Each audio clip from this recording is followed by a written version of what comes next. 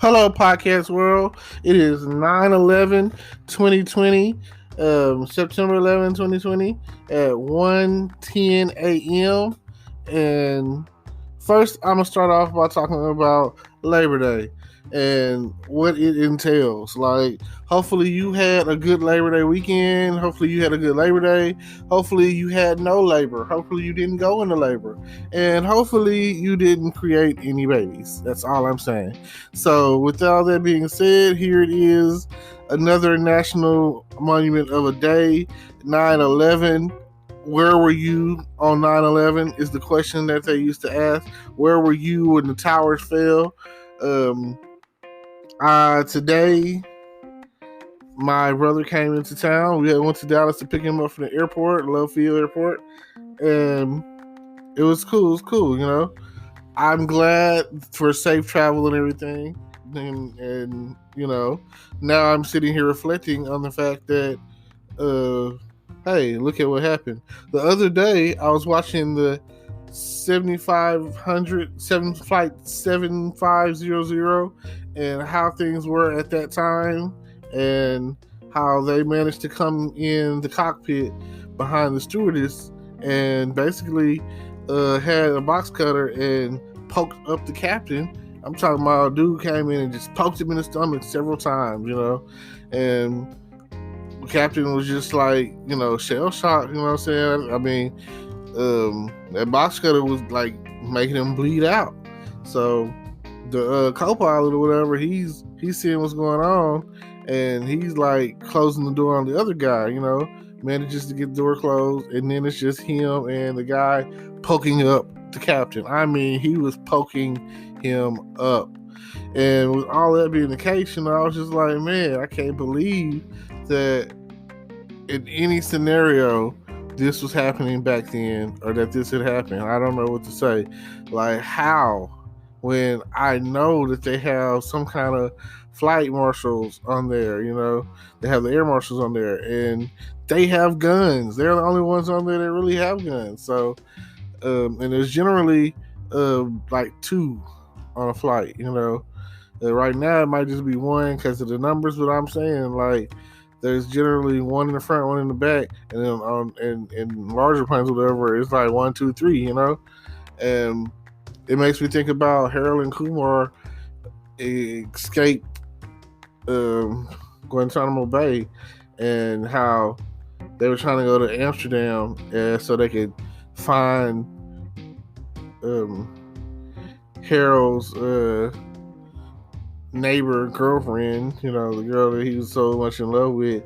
And at the end of White Castle, they end up kissing on the elevator in the hallway or whatever. And he's like, oh, I've been thinking about you every time I see you, all that.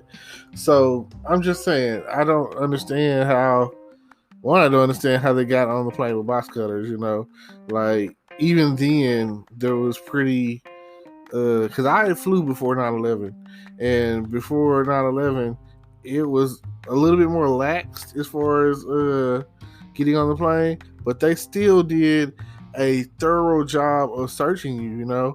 Like, nowadays, dealing with the airport, you basically have to come through naked.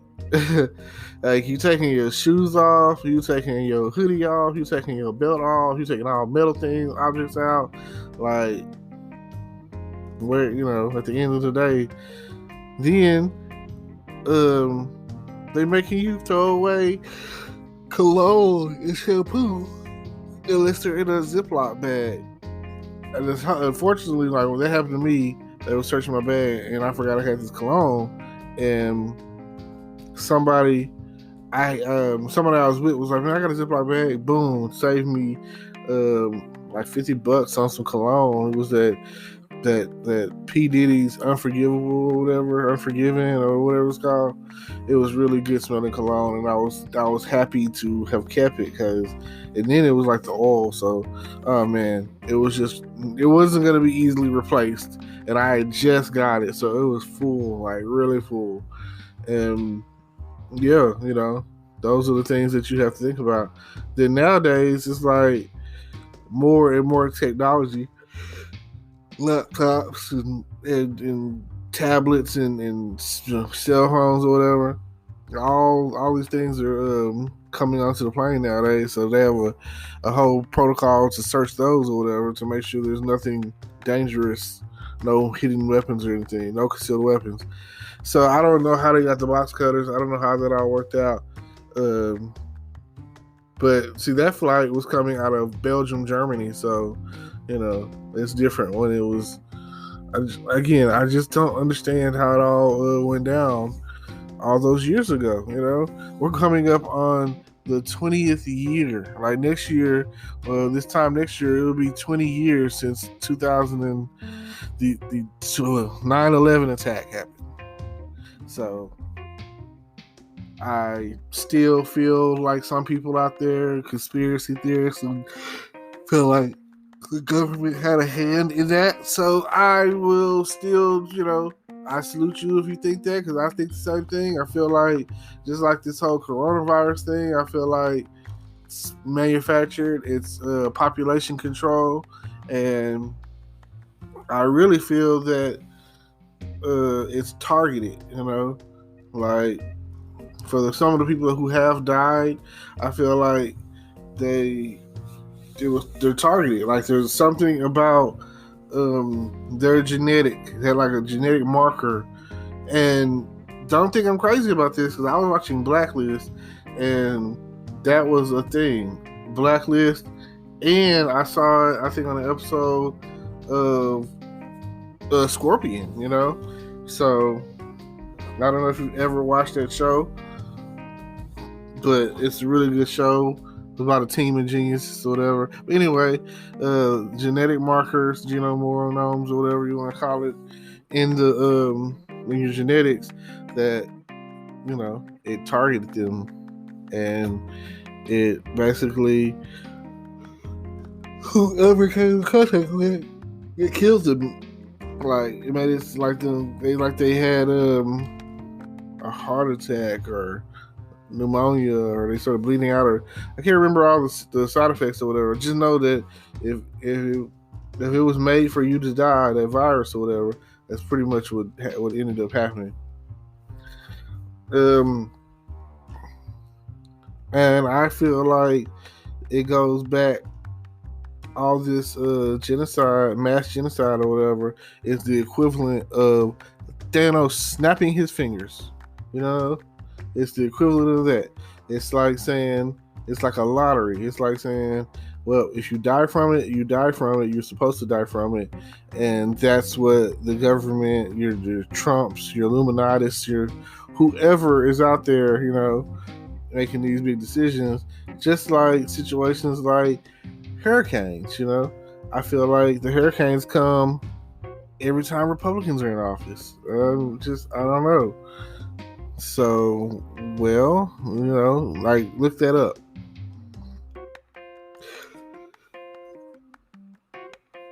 I can't say that hurricanes didn't happen during the Democratic offices or whatever, but it just seems like natural disasters or pandemics or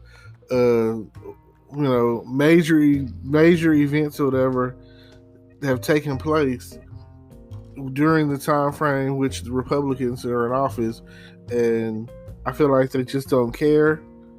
I feel like they don't care because I feel like the whole Senate office doesn't care. I feel like they don't care because why? Like, what's so tough about passing some of these bills? Like, what's wrong with passing some of these stimulus bills? Can we get? You say you want to help America. You say that you want to help the economy, but at the end of the day, you are the one who's holding back the economy. You are the one that's holding back the stimulus bill. You are the reason why a lot of people who are in need right now of some extra cash, some extra money that they probably would have been able to make had this whole pandemic not come upon us. So just something to think about. Times have changed. Are you here to help your fellow man? I can't tell. But yes, it's been a great week so far. You can't really predict the future, but if you can, let me know how you're doing it. I need your crystal ball. And if you got a money tree, pick some money for me. That's all I'm saying.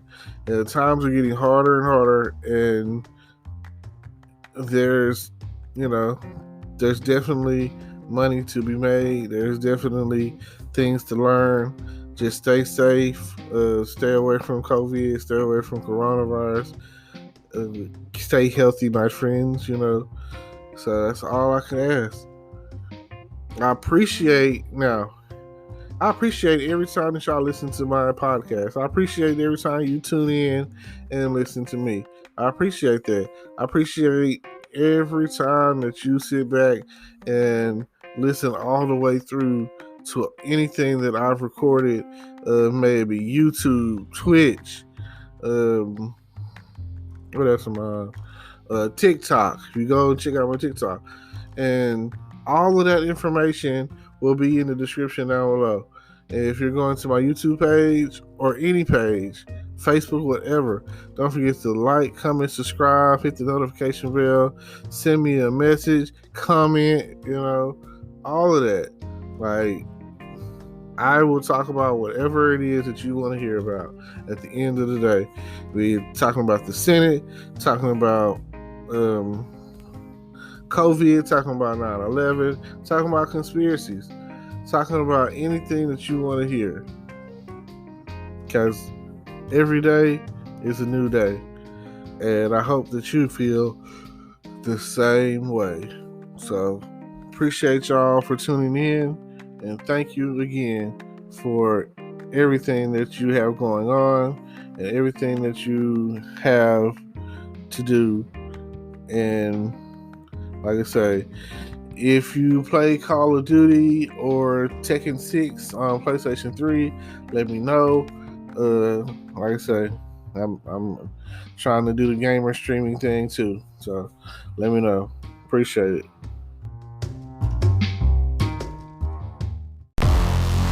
Hello, YouTube world. Welcome to my channel. Don't forget to like, comment, subscribe, and hit the notification bell so you can be notified when I drop hot content like this. And stay tuned for the next video.